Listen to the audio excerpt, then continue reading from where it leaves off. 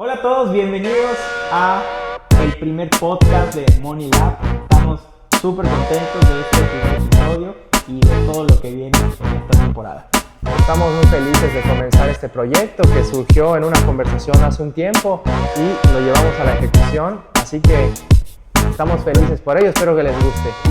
Familia, pero vamos a centrarnos un poco más en nuestra historia de emprendimiento. La verdad es que, bueno, les comparto un poco, soy emprendedor de varios proyectos y la idea es poderles compartir información que les funcione para sus aspectos personales, negocios e inclusive situaciones en donde hemos fracasado y podértelas compartir para que no te pase. Sí, quiero que sepan que también tenemos 10 años, Mario tiene más de 10 años haciendo lo que hace, yo tengo 10 años haciendo lo que hago. Y definitivamente a través de la experiencia hemos podido aprender, cambiar, mejorar y qué más que esta experiencia podérsela compartir a ustedes que quieren emprender, que tienen el deseo de emprender para poder evitar errores, para potencializar los resultados desde un comienzo. Es correcto. Y bueno, pues vamos a iniciar con un tema que la verdad me causa mucha curiosidad y es tu negocio, Sneakers. Algo que me llamó mucho la atención, amigo, es justo como de una necesidad que es la limpieza de los tenis. Me imagino que todo empezó limpiando tus tenis y cómo de ahí lo fuiste llevando a un negocio. Y lo que más admiro es que no solo fue un negocio, sino hoy es un proyecto de sucursales, un negocio bastante exitoso. Y todo empezó con la limpieza de tus tenis. Cuéntame un poquito cómo empezó todo. Sí, la verdad es que yo utilicé ciertas habilidades o ciertas capacidades que tenía de manera personal y las llevé o las encaminé a un negocio. Digo, si me preguntas, yo sinceramente no imaginaba el resultado y hasta dónde podía llegar hoy en día, ¿no? Cuando yo inicié todo con, pues ahora sí que con esta personalidad, tenía una personalidad un poco obsesiva, debemos reconocer que era un poco obsesiva con la limpieza y todo surgió porque tenía yo unos tenis blancos que limpié, ¿no? Ese día por la noche veía a unos amigos en una reunión y antes de eso tenía una reunión con mi familia. Entonces yo tenía unos tenis blancos que yo tenía desde ya hace un año y medio, ¿no? Digo, definitivamente soy una persona que cuida pues muy bien sus cosas, pero pues no eran unos tenis nuevos, entonces yo los limpié también, que en las dos reuniones que tuve en la noche me hicieron comentarios como que wow, están padres tus tenis nuevos, ¿no? Y yo era como, no son nuevos, o sea, yo los limpié hoy, no son nuevos. Sí. Y fue como un despertar, fue como wow, entonces si realmente estas personas piensan que estos tenis son nuevos, es porque tal vez hice un buen trabajo, ¿no? Entonces, definitivamente, cuando me surgió la idea, no pensé llegar a este punto, no pensé que esta idea se pudiera convertir en un negocio. Y al día de hoy, gracias a Dios, tenemos 3 sucursales, 5 colaboradores y un modelo de franquicia que queremos pues ejecutar en un mediano plazo. Wow, oye amigo, y una pregunta.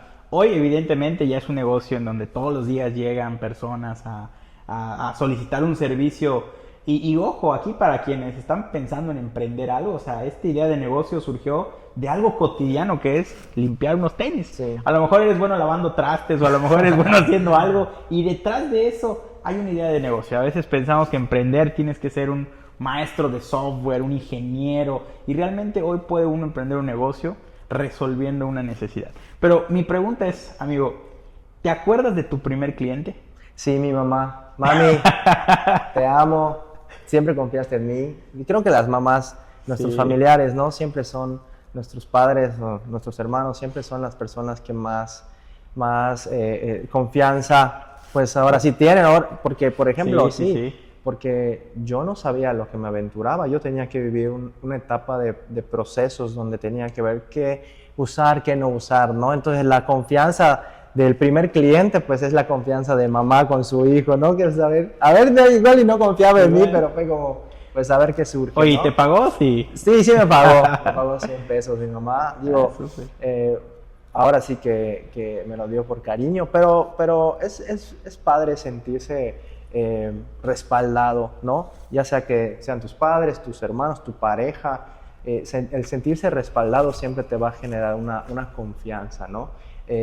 Digo, es importante que la idea se lleve a la ejecución. Hablábamos hace unos minutos sobre cómo es importante tener una idea, pero más importante ejecutarla, ¿no? Llevarla a cabo, porque las grandes ideas en el cajón ahí terminan expirando, ¿no? ¿Tú qué piensas al respecto? ¿Tú cómo surgió tu idea de negocio? ¿Cómo lo fuiste encaminando hasta lo que hoy es Impacto Capital? Y bueno, hoy haciendo igual un poco de énfasis en cómo inició todo, yo trabajaba antes para una empresa de consultoría y siempre me han apasionado las ventas. Sí, mi mamá es una excelente comunicadora, mi papá también, entonces siempre he tenido en casa ese reflejo de comunicación. Y cuando yo descubro el mundo de las ventas, que al final es compartir un producto o un servicio y pues, generar a cambio una comisión, un dinero, me encantó, me enamoré. Nunca había pensado en bienes raíces. Justo familiarmente inicia mi suegro en el negocio, luego entra mi esposa en el negocio y yo me doy cuenta que el mundo de las bienes raíces es un mundo bonito porque ayudas a las personas a construir un patrimonio. Pero ¿cómo inició todo? Vendiendo. Recuerdo que a mí mi primera venta, mi primera propiedad, me tomó tres meses llegar a mi primera venta. O sea, yo fui un vendedor que cuando empezó en de las bienes raíces y de las ventas, aunque sabía que era un buen vendedor, no tuve resultados rápido. Y eso fue frustrante porque yo en algún momento llegué a pensar, esto no es para mí. Está muy padre el concepto, muy padre el negocio, pero esto no es para mí. Y después de 3 meses llega el primer cliente y para mí fue un evento internacional, ¿no? Es decir, wow, mi primer cliente. Y conforme fue pasando el tiempo me di cuenta que si yo enseñaba a otras personas a generar estos resultados, iba yo evidentemente a construir una empresa. Sí, casi quieres con el primer cliente tomarte una foto y guardarla. Digo, mi mamá fue en su momento mi primer cliente, ¿no? Pero mi primer cliente desconocido, como puedo mencionarlo, ¿no? Fue así, wow, quieres tratarlo súper bien, quieres hasta tomarte una foto para enmarcarla. Es el gozo o la satisfacción de decir, hice algo que una persona desconocida solicitó, quiso y se realizó la primera venta, el primer servicio, ¿no? Y es realmente esto una alegría, ¿no? Poder decir, wow, realmente puedo aportar algo de valor a la sociedad, a las personas. Y es ahí justo lo que tú estabas platicando, ¿no? Cómo detectamos la necesidad de las personas. Un buen negocio es el que soluciona problemas. Un buen negocio, un buen emprendimiento, un buen emprendimiento es este emprendimiento que va a solucionarle a las personas una necesidad, ¿no? En su momento, cuando yo empecé el negocio, no había realmente una empresa dedicada a la limpieza de tenis. Yo detecté la oportunidad y la ejecuté. Si yo no hubiese ejecutado en el momento que lo hice, probablemente hubiese venido alguien a ejecutar esta idea y ahora la marca que es Sneaker Studio no sería lo que fue. O sea, no sería lo que es si no hubiese ejecutado en ese momento. Yo pienso que también el que tú te hayas integrado a la parte de inmobiliaria en el momento adecuado te permite hoy tener una cartera, tener un respaldo que es al final experiencia que le da seguridad a los clientes, ¿no? Y todo también tiene mucho que ver, uno como emprendedor, empresario, el salirte de tu zona de confort, tu zona cómoda. Cuando yo inicio en este proyecto, yo tenía, sí, un sueldo base, un sueldo fijo, trabajaba para otra empresa, tenía yo una comodidad, una estabilidad.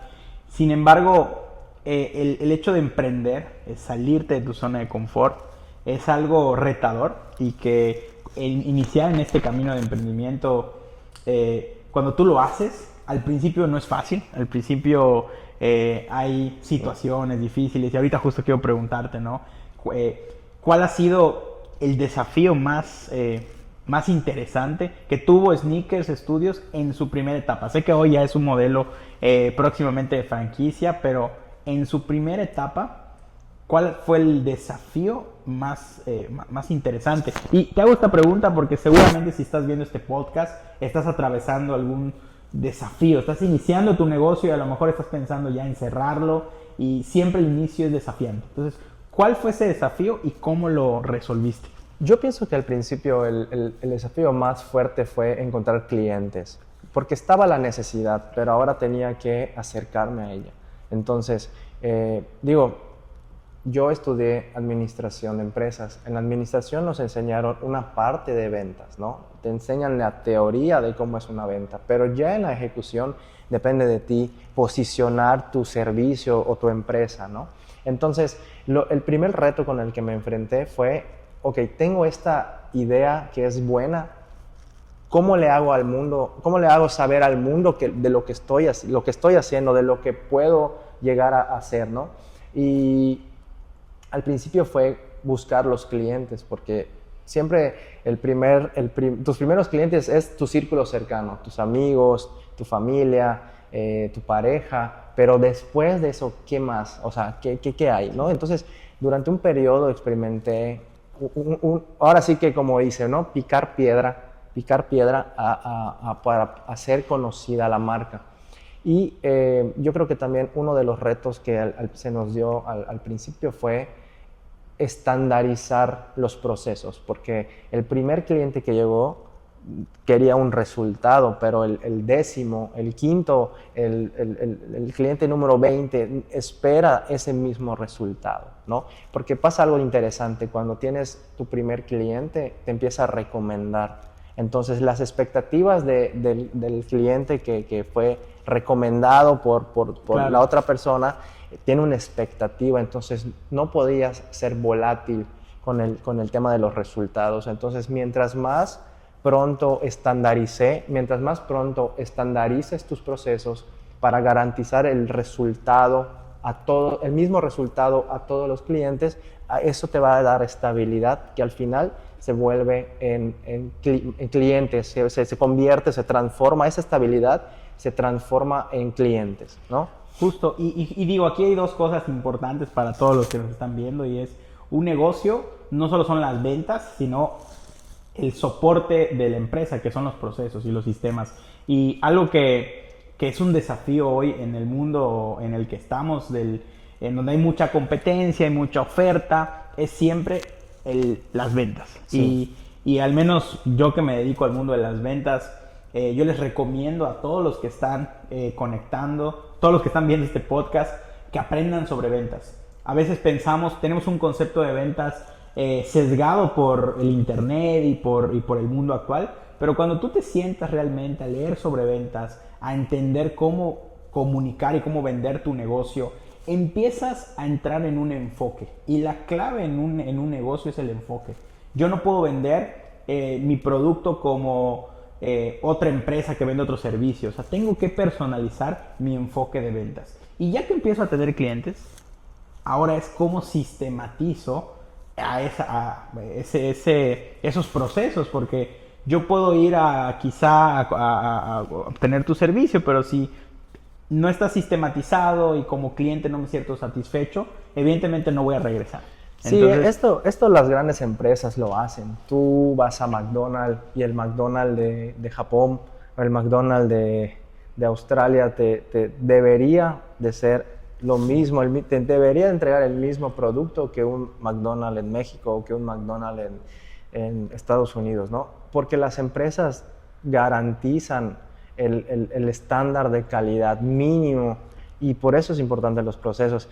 Justo estaba pensando ahorita que hablabas, para mí es vender una limpieza, ¿no? Vender una limpieza que al final tiene un costo pues relativamente bajo, 200 pesos, pero cuando hablamos de propiedades, cuando hablamos de vender propiedades, que estamos hablando tal vez de millones de pesos o de miles, cientos de miles de pesos, ¿cuáles son las objeciones o cuáles son los temores más comunes de la gente? Okay. Que en su momento fueron el impedimento número uno para cerrar los prospectos que tenías? Muy, muy buena pregunta. Fíjate que aquí yo quiero comentar algo importante. Siempre la primera objeción que tiene un vendedor es uno mismo.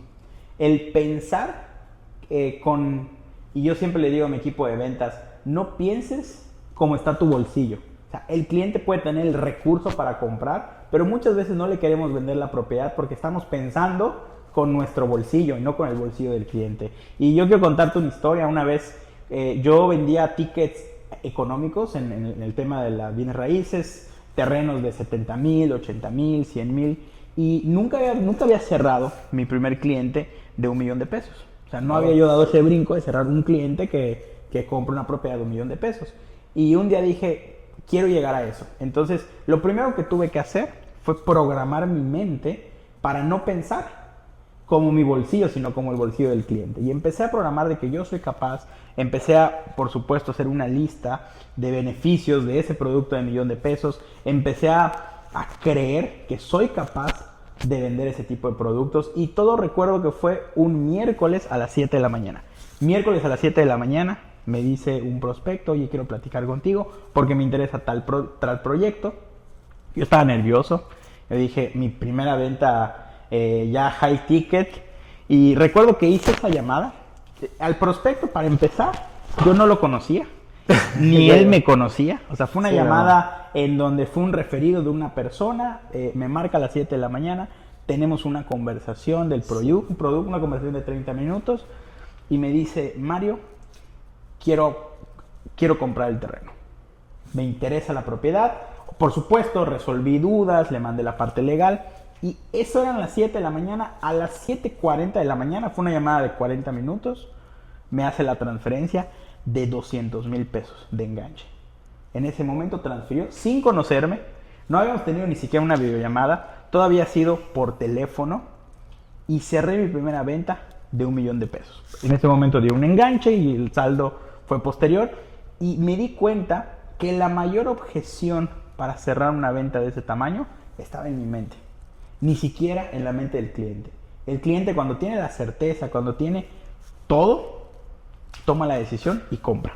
Está padre esto que dices. Me pasaba también que cuando tienes a un cliente que te contrata, en este caso compra tu producto o contrata mi servicio, al principio recuerdo que era una satisfacción el poder decir, wow, personas que no me conocen quieren lo que yo estoy haciendo. Pero también es algo que cuando realmente eres un emprendedor y realmente estás ejecutando la idea que te surgió, también te crea conciencia. A mí me pasó una vez, tenía un cliente que fue mi primer ticket, pues, de $1,000, $2,000, y dije, wow, realmente, porque yo dije, realmente esta persona me está confiando sus tenis, ¿no? Me está confiando lo que él usa. Más allá de eso, fue como despertó en mí una responsabilidad de decir, el cliente me está confiando en mí. Yo no le estoy entregando un contrato como en las propiedades, ¿no? Un contrato, ni le estoy entregando nada que garantice que le voy a devolver los tenis, pero esta persona confió en mí. Entonces, cuando yo caí en cuenta de esto, dije, wow, tengo que hacerme responsable de lo que estoy haciendo. La persona depositó su confianza en mí, yo tengo que responder. Totalmente. Y responder con resultados, ¿no? Entonces, para todos los que están emprendiendo, para todos los que quieren emprender, tienen que saber que tienen que asumir una responsabilidad. ¿Por qué? Porque el cliente o la persona o el cliente que está confiando en ustedes espera algo de ustedes. Entonces, si tú te comprometiste con decirle un tiempo de entrega o un tipo de producto o un tipo de servicio que vas a dar, cúmplelo. Aunque en el proceso te des cuenta que te va a salir más caro de lo que pensabas, aunque en el proceso te des cuenta que te va a tomar más tiempo del que pensaste al inicio, intenta cumplir con este compromiso que hiciste. Y si no es posible, sé transparente, habla con el cliente y dile, estoy haciendo esto, me topé con estas adversidades, tal vez me tome un día más, tal vez me tome más tiempo, tal vez me tome más dinero, más recursos, pero te voy a respetar lo que dije que iba a hacer. ¿Por qué? Porque esto al final va a hacer que el cliente vuelva a ti. Tal vez en el primer servicio o en la primera venta no le ganaste tanto, pero este cliente va a ver el compromiso y que cumpliste con este compromiso que hiciste con él. Y seguramente en el tiempo próximo te va a volver a contratar o te va a recomendar, ¿sabes qué? Eric me resolvió muy bien, te lo recomiendo. Correcto. Y no hay nada más bonito que la recomendación de tus clientes. Y bueno, ya para llegar, no al final, pero sí a un punto en donde quiero... platícanos un poco cómo ha sido emprender en el tema familiar. O sea, cómo es ser un empresario, padre de familia, esposo. Cuéntanos un poquito más sobre ti y sobre cómo se lleva este emprendimiento. Porque al final, pues la familia completa emprende. Cuando uno está emprendiendo, Sí. el emprendimiento es de la familia completa. Sí, Cuéntanos. fíjate que a mí me pasó algo curioso porque a mi esposa la conocí a través del negocio. Ella me mandó un mensaje, quería agendar y en el poco tiempo de conversación que tuvimos, pues se dio para que esto sucediera, ¿no? Pero ya siendo mi esposa, ella ha sido un complemento sobre lo que pudimos construir el negocio, ¿no? Y es bien padre porque necesitas gente a tu alrededor, o sea tu pareja, o sea un amigo, o sea tu socio. En algún punto, si quieres emprender algo que va a trascender, vas a necesitar compañía, porque es imposible hacerlo solo, es imposible. Para poder crecer, para poder mejorar el proceso, el servicio, el tiempo de respuesta de tu servicio o negocio, vas a necesitar gente y tienes que aprender a relacionarte con las personas. No puedes vivir en la bandera de querer hacer todo solo, porque inevitablemente vas a terminar ahogado por ese mismo negocio, ¿no? En este caso, tanto tú como yo compartimos el negocio con nuestra familia, con nuestra esposa, que somos parte de un mismo equipo. Pero para las personas que están solteras, que no tienen pareja o que quieren y ven a su alrededor y no ven a ningún amigo o a alguien con el cual apoyarse, eso no significa que no puedan hacer algo, significa que tal vez en el momento de iniciar van a hacerlo solo, pero que tengan esta conciencia de que en algún punto van a tener que añadir gente de valor para el negocio. Sí, y sobre todo algo que les recomiendo si lo estás haciendo solo es busca un mentor, busca una persona que ya haya tenido éxito en ese negocio, ¿no? Ejemplo, si tú estás teniendo un negocio de comida y a lo mejor conoces a alguien que tiene un negocio de comida, puede ser de otro tipo y ya ha tenido éxito, acércate, pídele una mentoría, pídele consejos, pídele tips. Hoy, sobre todo en México, la verdad es que algo que he descubierto es que nos apoyamos mucho. Somos una cultura de mucho apoyo, de mucho impulso y realmente también puedes leer de personas que ya lo hayan logrado. Hoy en el mundo de los negocios hay muchas industrias que ya han tenido éxito y puedes tú leer cómo lo hicieron. Existe algo que a mí me gusta mucho y es los modelos, las metodologías. O sea, toda industria ya tiene una metodología probada, un modelo que funciona.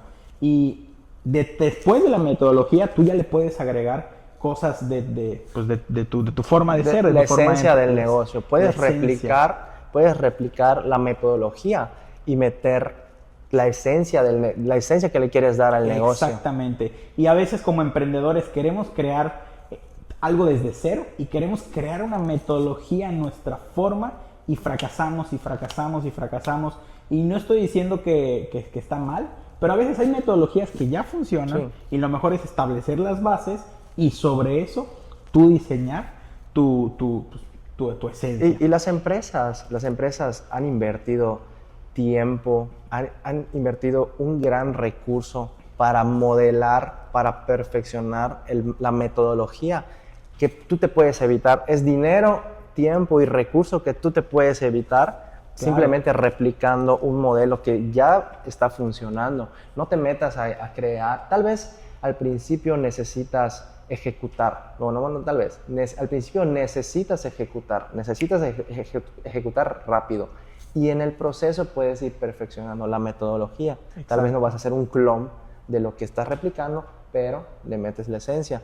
Y algo que quería platicarte también es que yo pienso que en el ramo inmobiliario, en el ramo hay mucha competencia. Sí. Y inclusive yo llegaba a pensar que todos hacían lo mismo realmente, porque ¿qué puede variar o qué puede cambiar o qué plus puede tener Impacto Capital, por ejemplo, versus otra inmobiliaria? Porque al final se trata de vender una propiedad. Entonces, ¿cómo lograste tener este diferenciador o cómo lograste resaltar o diferenciarte del resto de las inmobiliarias? Porque cuando vino el boom a Yucatán, claro. surgieron como... Hay un dicho que dice, tú en Yucatán tiras una piedra y le vas a dar a un asesor inmobiliario.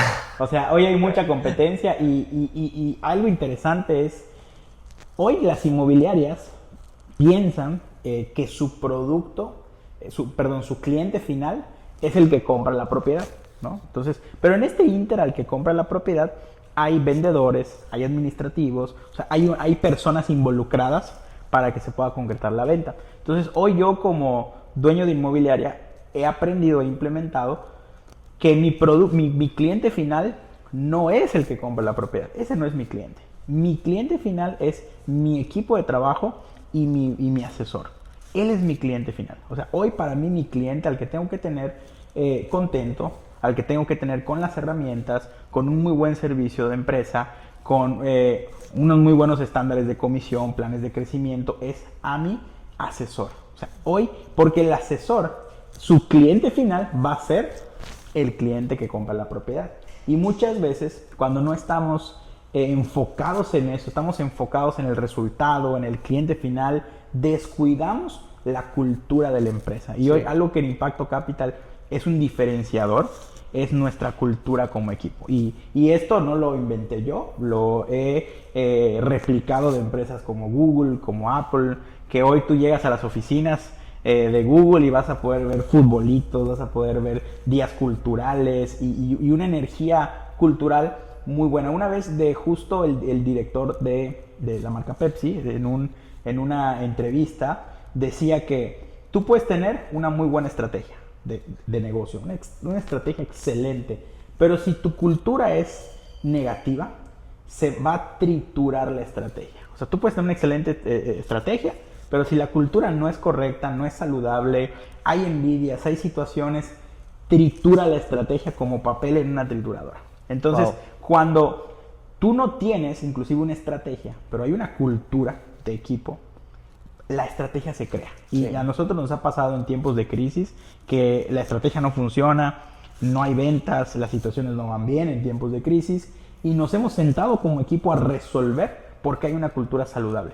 Entonces, cuando hay una cultura en una empresa saludable, pueden crear estrategias, pueden crear metodologías y eso ha sido el diferenciador hoy en el tema de bienes raíces. Increíble. Yo creo que en el proceso administrativo se le denomina tu comprador interno. Tu comprador interno es parte de tu equipo, es parte de tu empresa, ¿no? Y, por ejemplo, en este caso, tu vendedor requiere de ti, tiene una necesidad de ti. Correcto. Y tú tienes que proveerle, ¿no? Es tu comprador interno. Sí. Y es importante porque si tu equipo, como tú dices, si tu equipo está sano, si tu equipo está en equilibrio, los resultados se potencializan. No puedes tener un fruto saludable si tu raíz o tu tronco o tu entorno o el entorno del arbusto, del árbol está contaminado. Entonces pasa lo mismo con las empresas. Si tu entorno está podrido, si tu entorno está contaminado, los resultados probablemente lo estén. Entonces, por eso es importante tener dentro de tu estructura interna salud, llámese ambiente de trabajo, llámese una correcta estructura de comisiones, un horario flexible, porque al final todo esto se va a ver, todo esto va a reflejarse en ventas. Justo. Y yo quiero contarles ya una historia finalizar esta parte de cómo inicié en el mundo de las ventas, sobre todo. Yo recuerdo cuando tuve mi primer trabajo formal de ventas. Fue una empresa de software y recuerdo que me citaron a una entrevista y llego a la entrevista y era una sala como esta y habían dos personas, en este caso los directores, el director de operaciones, el director comercial, y estaban sentados jugando Xbox. Nunca lo voy a olvidar. Llego a la entrevista y yo dije, bueno, ¿y quién me va a tener? ¿Mi control? No veo mi control. Y no veo mi control. No, y estaban jugando Xbox. Y entonces yo no sabía que eran los directores, entonces yo llegué, pensé que eran dos empleados más y yo empecé a jugar con ellos y a cotorrear y de ahí me enteré que eran los directores. Entonces subimos a una entrevista, hice un speech de ventas y recuerdo que pasé los primeros 2 filtros que fueron muy humanos y ahí es donde, regresando al tema de la cultura, y hubo algo que le llaman el meet and greet, que es, el meet and greet es en donde vas a convivir con las personas del equipo actual y ellos van a determinar si eres afín a la cultura. Ese proceso de reclutamiento me gustó bastante, porque al final quien determina quién trabaja en la empresa no es ni siquiera los directores ni RH, sino es el mismo equipo de trabajo. ¿Qué tan afín me siento compartiendo un espacio de trabajo con este nuevo integrante? Entonces, por supuesto, en el meet and greet, pues soy buena onda, entonces sí quedé, sí quedé en la empresa y aprendí mucho de esa empresa. Y bueno, eso es parte de la cultura. Parte de la cultura es tener un espacio saludable de trabajo. Ha sido una agradable charla, amigo, sí, una agradable charla, sobre todo un primer capítulo en el que estamos tocando temas importantes para personas que quieren emprender o si ya están emprendiendo. Y pues la verdad, muchas gracias igual por el tiempo que estamos compartiendo para poder hacer este proyecto. Y sé que vienen muchos episodios más. Y bueno, pues muchas gracias a todos. Sí, muchas gracias por acompañarnos. De verdad espero que las cosas que compartimos puedan servirles. Si tienen alguna duda en específico o algo de lo que dijimos logró captarles la atención, déjenos en los comentarios y podemos nosotros también tener un acercamiento con ustedes, tal vez brindarles una información un poquito más abierta, un poquito más de lleno para que puedan hacer, pues ahora sí que esta información sea de complemento para lo que están necesitando. Y nos vemos en el siguiente capítulo. Muchas gracias por estar con nosotros. Éxito. Gracias.